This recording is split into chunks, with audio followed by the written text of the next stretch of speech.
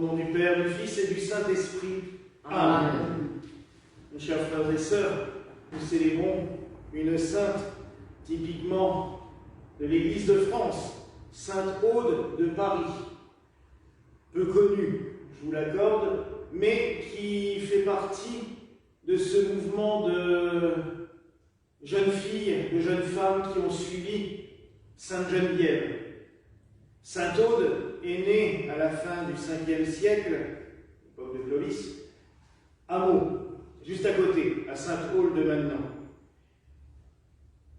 On a peu d'informations sur sa jeunesse. Ce qu'on sait, c'est qu'elle était très fervente et qu'elle aimait aller assister à la messe. Une légende est restée dans son village, c'est qu'elle devait aller à la messe dans un autre village, mais elle n'avait pas moyen de s'y rendre lorsqu'il fallait traverser la Marne et que c'était très compliqué, le premier pont était très loin. Qu'à cela ne tienne, elle a commencé à gambader sur la rivière et à traverser la rivière, et des pierres auraient poussé au fur et à mesure de son cheminement. Ces pierres ont été conservées jusqu'à la Révolution dans son village, puisqu'elles servaient à borner les champs, et on disait que ceux qui avaient été bornés avec les pierres de Sainte-Aude ne pouvaient pas être annulés. Et donc ça a empêché toute velléité de triche des paysans l'un vis-à-vis de l'autre. Et on sait que ça se faisait, puisque ça se fait encore de nos jours, où en pleine nuit on allait déplacer la borne pour gagner un petit peu de terrain. Mais là, comme c'était les pierres de Sainte-Aude, cela évitait, j'allais dire, tout sacrilège, et on faisait peur de sacrilège à ceux qui déplaçaient ces pierres, donc personne n'osait y toucher. Si c'est une légende, on n'en sait rien, dans tous les cas, on voit à quel point elle avait marqué les esprits, puisque durant tout le Moyen-Âge, on considérait ces pierres comme sacrées, donc c'est resté quand même bien ancré dans la population locale. Par la suite, elle est allée à Paris et elle a rejoint Sainte Geneviève comme une religieuse. Elle l'a accompagnée, elle a vécu auprès d'elle et elle est morte quelques jours après Sainte Geneviève, donc entre 502 et 512, puisqu'on n'a pas la date exacte de la mort de Sainte Geneviève, ni celle de Sainte-Aude. Sainte-Aude, c'est le jour, c'est le 18 novembre, donc pas quelques jours avant quelques mois, puisque Sainte Geneviève est morte un 3 janvier. C'est tout, les informations qu'on a sur cette sainte. Ce que l'on sait en revanche, c'est qu'elle était très vénérée, que c'est l'une des patronnes de la ville de Paris, puisque au XIIe siècle, on trouve trace de son tombeau dans la basilique qu'on appelait à l'origine Saint-Pierre et Paul, construite par Geneviève, qui est devenue par la suite la basilique Sainte-Geneviève, et donc qui est maintenant l'actuel Panthéon. À la Révolution française, malheureusement, ces reliques ont disparu. Celle de Sainte-Geneviève, on en a sauvé un petit peu, celle de Sainte-Aude, le tombeau n'a jamais été retrouvé. Mais on sait par les différents écrits que son culte a marqué toute la période entre sa mort et la Révolution, a marqué la ville de Paris, puisqu'il y avait une grande coutume à Paris qui était de faire tous les ans pour la Sainte Geneviève ce qu'on appelait le tour des corps saints. C'est-à-dire qu'on sortait tous les saints, toutes les chasses des saints parisiens, et il y en avait quand même un grand nombre, et on les promenait en procession dans toute la ville, pendant une procession qui durait la journée complète. On partait de la basilique Sainte-Geneviève, et on allait jusqu'à Notre-Dame, et on revenait en faisant le tour de toutes les paroisses. C'était quelque chose d'assez impressionnant. On a aussi la trace de la chasse de Sainte-Aude lors de la venue du retour de Saint-Louis des croisades. Quand il est arrivé à Paris, on a organisé un tour des corps saints afin d'aller à la rencontre du roi qui arrivait, lui, avec d'autres petites reliques très sympathiques, la couronne d'épines, le morceau de la Sainte-Croix et les autres reliques de la Passion.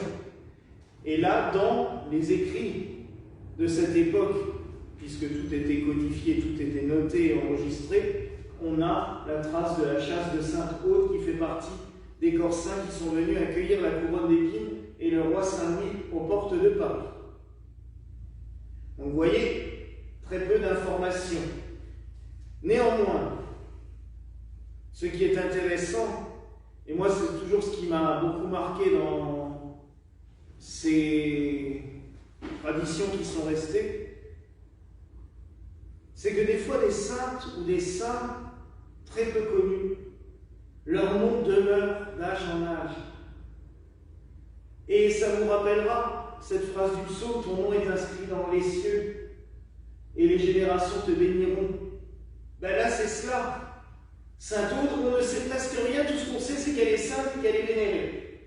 Au point même quand même qu'un grand évêque, que pour nous gallicans on aime beaucoup aussi, Jacques Bénigne Bossuet, et grâce à lui on a sauvé comme quelques reliques de Sainte Aude, comme il était évêque de Meaux, a à l'époque supplié, voire harcelé l'archevêque de Paris qui lui donne quelques reliques pour les déposer à la cathédrale de Meaux, et c'est comme ça qu'on a réussi à sauver quelques reliques de Sainte Aude. Mais c'est marrant sur deux choses, c'est que Bossuet, on le connaît pour ses grandes homélies, ses grandes prédications, on le connaît pour ses combats politiques, notamment pour sauver les libertés gallicanes, mais on le connaît moins comme pasteur de son diocèse. Il était à Meaux et il a pris le temps de s'occuper de son diocèse, et la preuve, il s'est même intéressé à la vie des saints originaires de son diocèse. Donc, c'est assez intéressant aussi d'un point de vue historique. Donc, cela veut dire aussi que tout ce que nous faisons, toutes nos actions, sont inscrites quelque part. Et que si le Seigneur veut que la mémoire de telle personne reste pour toujours, elle le sera. C'est pas à nous, en tant qu'humains, de tout faire pour se faire de la pub du matin au soir. Coucou, je suis là. Hein. Non. Si Dieu veut que ça se fasse, ça se fait. C'est pour ça que ça me fait rire des fois quand j'entends certains qui me disent « Ah, moi je veux soigner les gens, j'ai fait de la pub, hein, j'ai fait des salons et tout pour me faire connaître. » Ben, si tu soignes les gens, à un moment donné, le Seigneur te fera connaître. Si le Seigneur veut cela de toi, tu seras connu. Le bouche-oreille, ça marche dans ces cas-là. Mais c'est pour plein de choses comme ça. Ne cherchons pas, nous, notre propre gloire. Le Christ n'arrête pas de nous le répéter tout au long des saints évangiles. Ne la cherchons pas nous-mêmes. Si le Seigneur veut que nous soyons connus et entendus, il le fera. Et j'utiliserai encore un autre exemple de cette humilité parce que j'ai écrit là-dessus justement ce matin. C'est Saint Joseph. Je vous rappelle quand même que Saint Joseph n'a pas dit un mot dans les évangiles. Pas une parole. Et pourtant, 2000 ans après, on le prend en exemple. Et on le prend de plus en plus en exemple. Quand c'est le temps de Dieu, tout peut se faire. Ce n'est pas nous qui décidons, c'est Dieu qui décide. Donc laissons-le travailler, laissons-le faire. Nous, on doit faire ce qu'on a à faire. On a notre boulot de chrétien.